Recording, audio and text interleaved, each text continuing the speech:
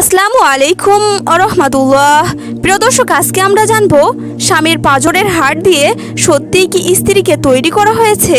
আসুন জেনে নিই এই বিষয়ে ইসলাম কি বলে। কথাটি আমরা প্রায় শুনি, ইসলামকে বিতর্কি করার জন্য অনেকেই এই কথাটি বলে থাকেন, কিন্তু আশ্চর্যের বিষয় হলো ইসলাম ধর্মের কোথাও এই কথাটি নেই, যা আমরা ছোটবেলা থেকেই জেনে বড় হয়েছি। এটি হলো খ্রিস্টান ধর্মের একটি কথা। বাইবেলের এই লাইনটির ব্যাখ্যায় খ্রিস্টানগণ বলেন, পুরুষের পাঁজরের হাড় থেকে নারীর সৃষ্টি।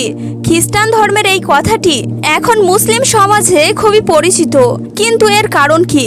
মূলত রাসূলুল্লাহ সাল্লাল্লাহু আলাইহি ওয়াসাল্লামের একটি হাদিসকে কোরআনের সাহায্যে ব্যাখ্যা না করে বাইবেলের সাহায্যে ব্যাখ্যা করা হয়েছে বলেই এই সমস্যাটি সৃষ্টি হয়েছে।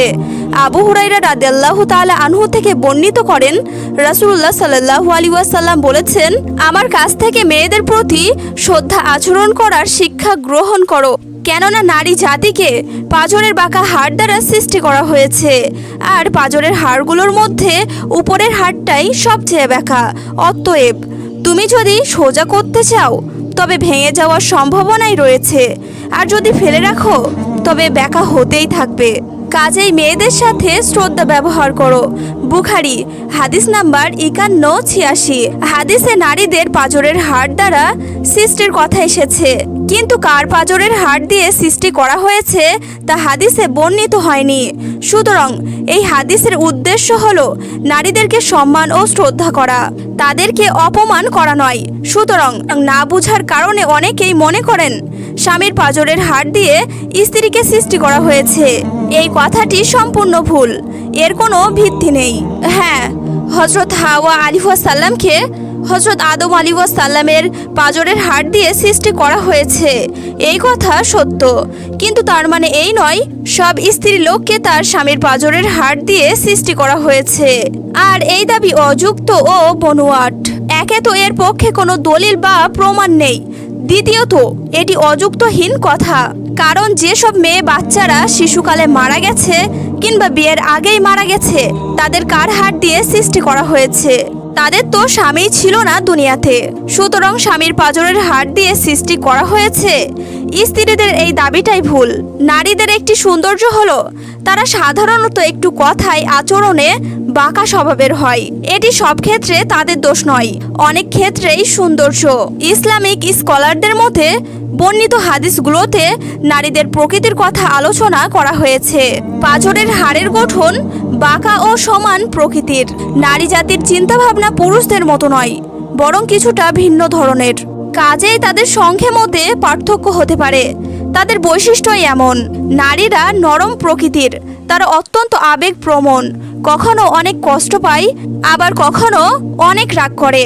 তাই স্বামীদের উচিত নয় স্ত্রীদের নিকট থেকে সবকিছু নিখুঁত আশা করা, বরং তাদের উচিত হলো তাদের ভুল ও সীমাবদ্ধতাগুলোকে না ধরা, তাদের সঙ্গে ভালো ও সহনশীল আচরণ করা। এটাই হাদিসের শিক্ষা। আসলে এইসব পক্ষের কেউই হাদিসটিকে কোরআনের সাহায্যে বুঝতে পারেনি। প্রথমত দেখুন, হাদিসটার প্রথম ও শেষ বাক্যে বলা হয়েছে, নারীদের সাথে ভালো ব্যবহার করার জন্য তোমাদেরকে আদেশ দেওয়া হয়েছে। এখানে বাক্যটি একবার বললেই হতো, কিন্তু রাসূল সাল্লাল্লাহু আলাইহি ওয়াসাল্লাম নারীদের সাথে ভালো ব্যবহার করার গুরুত্ব বোঝানোর জন্য একই হাদিসের শুরুতে এবং শেষে একই কথা দুইবার বলেছেন। কিছু কিছু অজ্ঞান ধার্মিক এই হাদিসটিকে উল্লেখ করে বলেন নারীরা খুবই খারাপ, কারণ তারা হলো বাঁকা হাড়।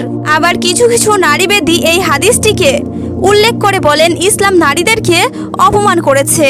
আরও কিছু জ্ঞান গমহীন বচল ও নাস্তিকেরা তো আরও একটু বেরিয়ে বলে, হাদিসে বলা হয়েছে সব নারীকেই তাদের স্বামীর পাঁজরের হাড় দিয়ে সৃষ্টি করা হয়েছে, এবং এই কথা বলে তারা নবী সাল্লাল্লাহু আলাইহি ওয়াসাল্লামের বহু বিবাহ পাঁজরের হাড়ের সংখ্যা ও স্ত্রীদের নিয়ে আসার কথা বলে।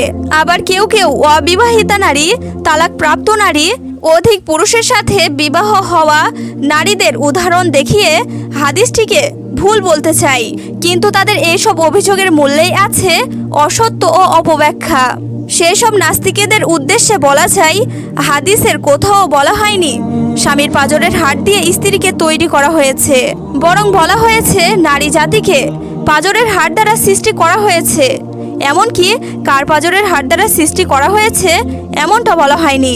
প্রত্যেক নারী পুরুষ যেমন মাটির তৈরি বলা হয়েছে, কিন্তু কি মাটি দিয়ে তৈরি করা হয়েছে তা অবশ্যই বলা নেই। তেমনি নারীদের কার পাঁজরের হাড় দিয়ে তৈরি করা হয়েছে সেটা অপ্রকাশ্য আছে। প্রিয় দর্শক, তো এটাই ছিল আমাদের আজকের ভিডিওটি কেমন হয়েছে তো অবশ্যই কমেন্ট করে জানাবেন। আর ভিডিওটি যদি ভালো লাগে একটি লাইক করবেন। তো চলুন আবার দেখা হবে পরবর্তী ভিডিওতে ইনশাআল্লাহ।